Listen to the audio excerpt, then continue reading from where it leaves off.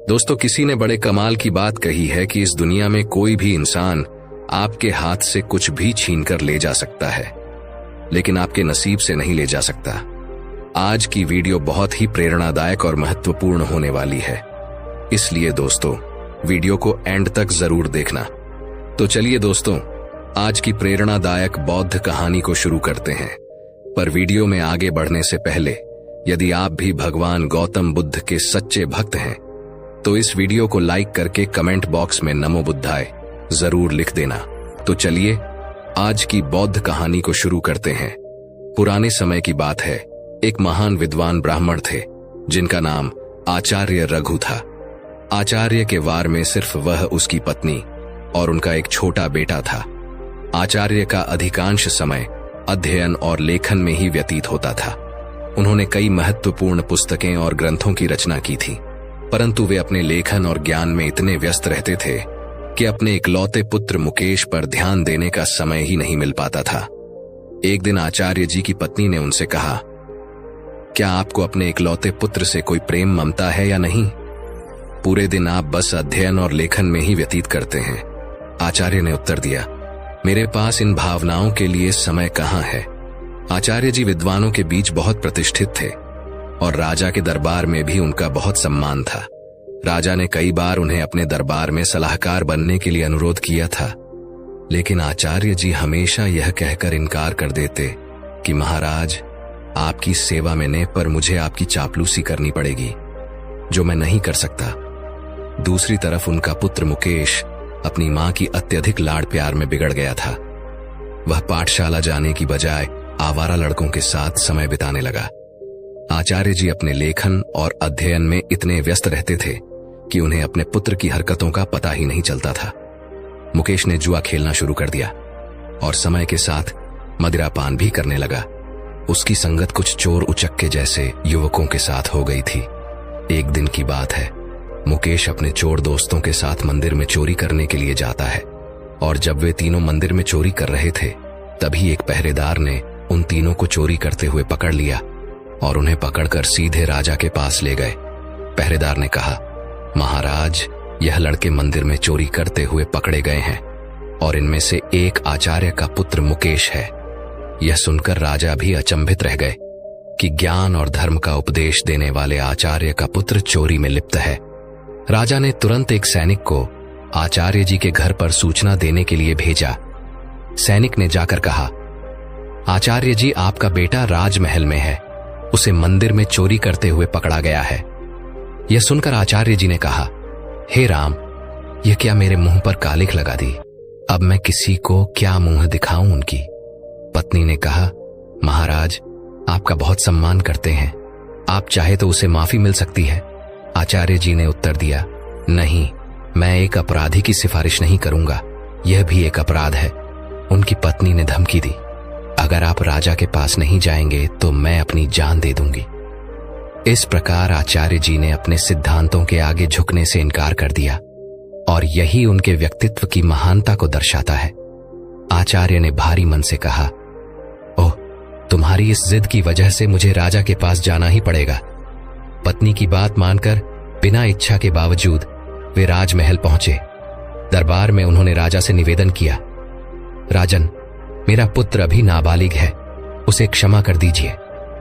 राजा ने गंभीरता से जवाब दिया, यदि ऐसी बात है तो आपको राज दरबार में सभी के सामने मुझसे सार्वजनिक रूप से माफी मांगनी होगी, तभी मैं आपके बेटे को माफ कर सकता हूं।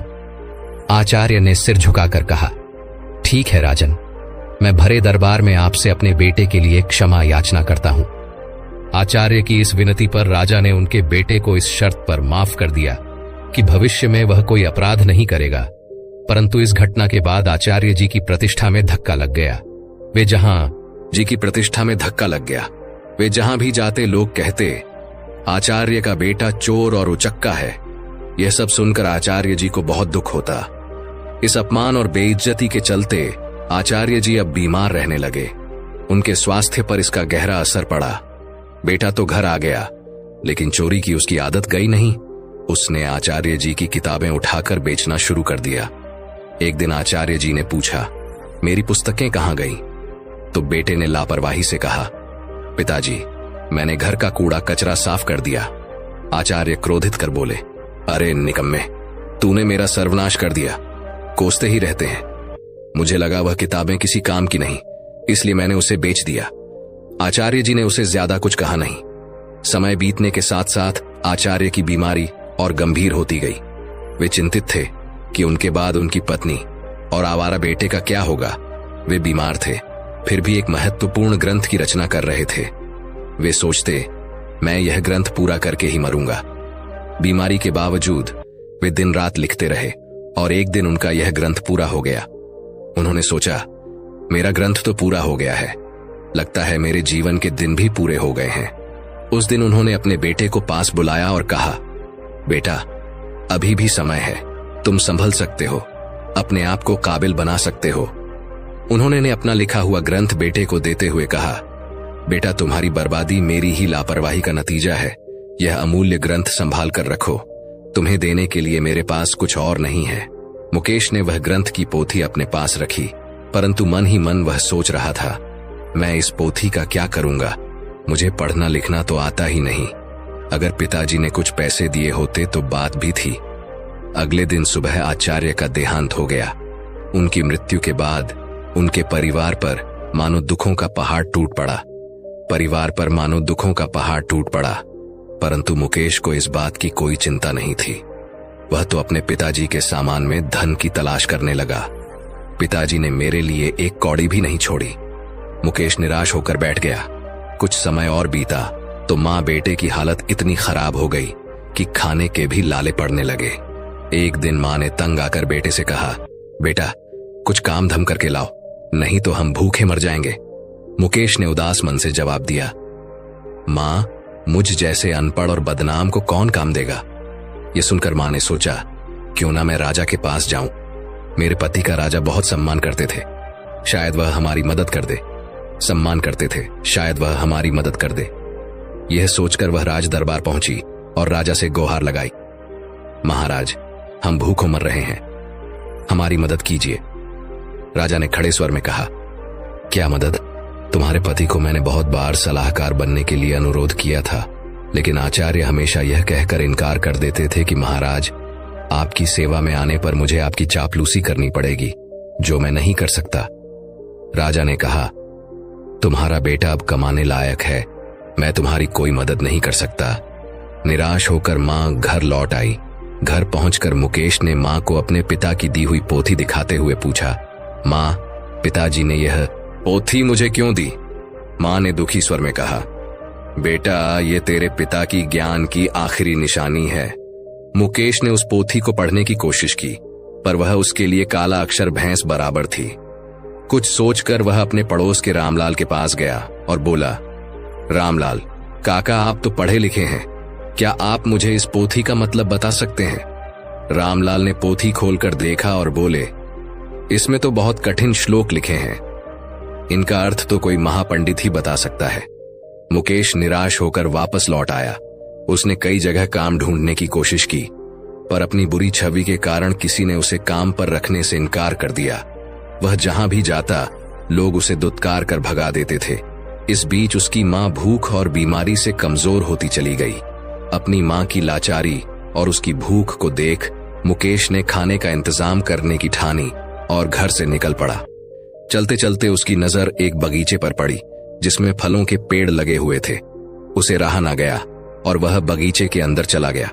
मुकेश ने जल्दी से कुछ फल तोड़े, लेकिन तभी बगीचे का पहरेदार वहां आ गया। संयोग से वह बगीचा महाराज का था। एक बार फिर मुकेश को पकड़कर महाराज के सामने पेश कर दिया गया।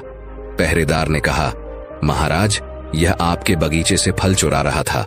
राजा ने गुस्से में कहा, अरे, तुम्हारी अब तक आंखें नहीं खुली, तुमने फिर से चोरी की। मुकेश गिड़गिड़ाकर बोला, महाराज, मैं कई दिनों से भूखा हूं। राजा ने ऊंची आवाज में कहा, चुप हो जाओ, अगर तुम आचार्य के पुत्र ना होते तो तुम्हें सूली पर चढ़ा देता। तुम्हारी यही सजा है कि तुरंत मेरा राज्य छोड़ दो। वह बेचारा कह भी नहीं पाया कि वह भूख से लाचार है। राज्य से निकाले जाने की सजा पाकर जब बेचारा मुकेश घर लौटा तो उसकी मां की मृत्यु हो चुकी थी, क्योंकि कई दिनों से उसने कुछ नहीं खाया था और उसे हमेशा चिंता सताती रहती कि मेरे जाने के बाद मेरे बेटे का क्या होगा। दुखी मन से उसने अपनी मां का अंतिम संस्कार किया और राज्य छोड़ने का निश्चय कर लिया। मुकेश ने अपने पिता की दी हुई पोथी को संभालकर एक थैले में डाला और राज्य छोड़कर चल दिया। मुकेश चलते चलते एक घने जंगल में पहुंचा और सोचा, यही फल फूल खाकर गुजारा करूंगा। वह एक पेड़ के नीचे बैठ गया और अपने पिता की पोथी को खोलकर फिर से पढ़ने की कोशिश करने लगा। शायद इसमें छिपे ज्ञान से मेरे दुखों का अंत हो जाए, उसने सोचा। बेचैनी में वह पोथी के पन्ने पलट रहा था, लेकिन उसे कुछ समझ नहीं आ रहा था। उसने सोचा, काश मैं पढ़ पाता। पिताजी ने मरते वक्त कहा कि यह ग्रंथ अमूल्य है। अचानक हवा का एक तेज झोंका आया और पोथी में से कुछ पन्ने उड़ गए। मुकेश ने उन पन्नों को पकड़ने की कोशिश की, पर वह असफल रहा। वह सोचने लगा, पता नहीं कितने पन्ने उड़ गए हैं। उसने पोथी को वापस बंद किया और आराम करने के लिए पेड़ के नीचे सो गया। उसी जंगल में एक युवराज शिकार खेलने के लिए भटक रहा था। हवा में उड़ता हुआ पोथी का एक पन्ना उसके हाथ लग गया। उसने उसे देखा और पढ़ने लगा। किसी ने सुंदर हस्तलिपि में संस्कृत का श्लोक लिखा है, किंतु मैं संस्कृत नहीं जानता। कुछ सोचकर युवराज ने वह पन्ना अपनी जेब में रख लिया और शिकार की तलाश में आगे बढ़ गया। तभी उसकी नजर एक हिरण पर पड़ी और वह उसका पीछा करने लगा। हिरण अपनी जान बचाने के लिए एक प्राचीन मंदिर की दिशा में भागा और युवराज उस प्राचीन मंदिर में दाखिल हो गया। जंगल के बीच में यह एक प्राचीन मंदिर था, जहां कुछ वनवासी पूजा कर रहे थे। उनका पुजारी कह रहा था, भाइयों, देवी को प्रसन्न करने के लिए हमें नौजवान युवक की बलि देनी होगी। तभी युवराज ने मंदिर में प्रवेश किया। वनवासियों ने उसे देखा और बोले, पुजारी जी, संयोग की बात है, युवक भी आ गया, क्यों ना इसी की बलि दे दी जाए। यह सुनकर युवराज सोच में पड़ गया।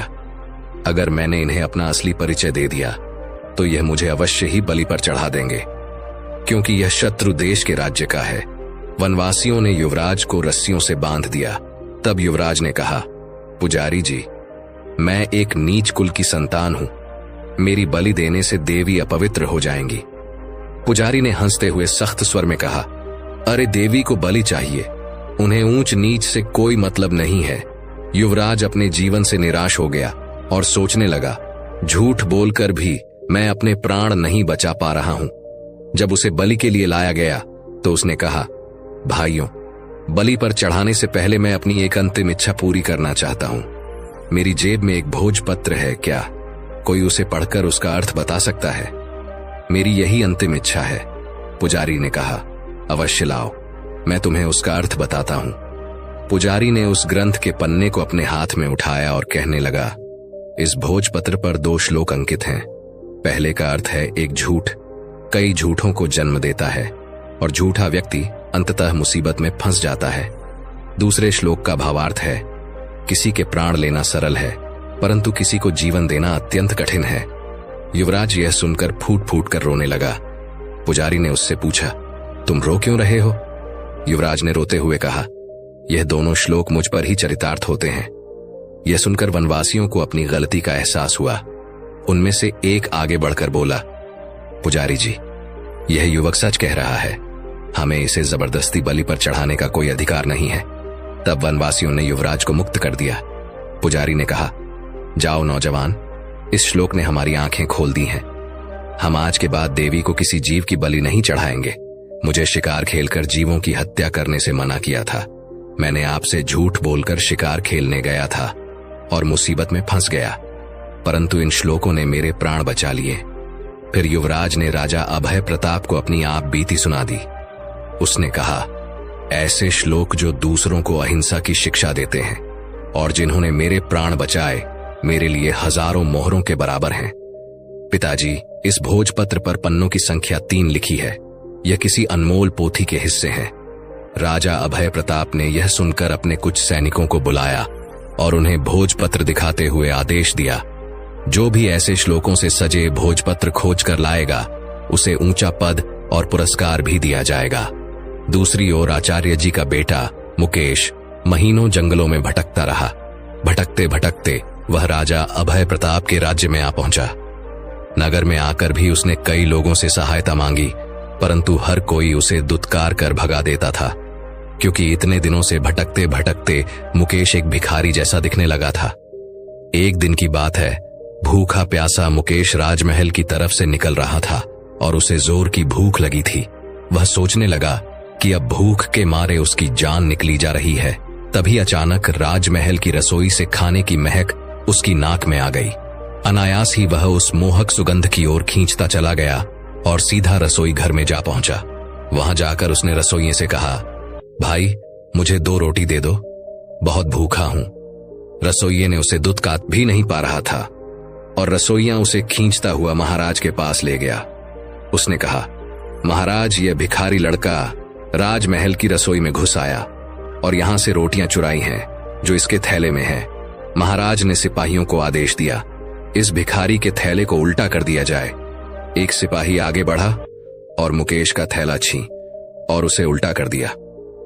थैले से रोटियों के साथ साथ वह ग्रंथ भी निकल आया जो मुकेश के पिता ने लिखा था। उसी समय युवराज भी वहां से गुजर रहे थे। ग्रंथ को देखते ही युवराज की आंखें चमक उठीं। उसने तुरंत ग्रंथ को उठा लिया और खुशी से चिल्ला उठा, अरे यह तो वही अनमोल पोथी है जिसकी हमें महीनों से तलाश थी। फिर युवराज ने मुकेश की ओर देखा और आदरपूर्वक अपने सिपाही से कहा, इस धनवान लड़के को सम्मान से बिठाया जाए। फिर उस लड़के को एक सिंहासन पर बैठाया गया। युवराज ने पूछा, भाई तुम्हारा नाम क्या है? लड़के ने कहा, मेरा नाम मुकेश है। युवराज ने कहा, इतनी अनमोल संपत्ति होने के बावजूद भी तुम भीख मांग रहे हो। मैं इस पोथी के लिए तुम्हें 5000 स्वर्ण मुद्राएं देने को तैयार हूं। मुकेश यह सुनकर एकदम अचंभित रह गया और बोला, क्या कहा? 5000 स्वर्ण मुद्राएं कम नहीं है महाराज। मैं सोच रहा था कि लाखों की संपत्ति रखते हुए भी मैं भूखा मर रहा था। फिर उसने कहा, मित्र, इस पोथी के वचनों ने सदा मुझे पतन के गड्ढे में गिरने से बचाया है और मेरे प्राणों की रक्षा की है, लेकिन मेरी आंखें बार बार ठोकर खाकर भी नहीं खुली। युवराज ने पोथी खोली और मुकेश को पहले और दूसरे पन्ने के श्लोक सुनाने लगा। उसमें लिखा था, अविद्या सारे कपटों की जननी है और संकटों में ही अपने और पराये की पहचान होती है। मुकेश ने कहा, सचमुच अविद्या ने ही मुझे दर दर का भिखारी बना दिया। अगर मैंने बचपन में ही विद्या ग्रहण की होती तो आज मैं भी अपने पिता की तरह एक विद्वान होता। युवराज ने कहा, भाई मुकेश, अपनी पोथी का यह मूल्य स्वीकार करो। और यह कहते हुए उसने स्वर्ण मुद्राओं की थैली मुकेश को थमा दी। मुकेश ने थैली को हाथ में लेते हुए कहा, अब मैं धन का बोझ कहां उठाता फिरूं? इस धन को मैं गरीब बच्चों की अविद्या दूर करने के लिए लगाऊंगा। युवराज ने कहा, मित्र, अब तुम एक भिखारी नहीं रहे, तुम तो अब महान धनवान हो गए हो। मुकेश सोच रहा था, काश यह समझ मुझे बचपन में ही आ गई होती तो शायद मेरे माता पिता आज यहां होते। इसके बाद मुकेश ने वह धन ग्रहण किया और उसने उस धन से गरीब बच्चों के लिए एक पाठशाला बनवाई और खुद भी विद्या ग्रहण करने लगा। तो दोस्तों, कैसी लगी आपको आज की ये वीडियो और इस कहानी से आपने क्या सीखा, वह हमें कमेंट बॉक्स में कमेंट करके जरूर बताएं। तो चलिए फिर मिलते हैं अपने अगले वीडियो में ऐसी ही कोई नई कहानी में कोई नई सीख के साथ। तब तक के लिए अपना और अपनों का ख्याल रखें। स्वस्थ रहे।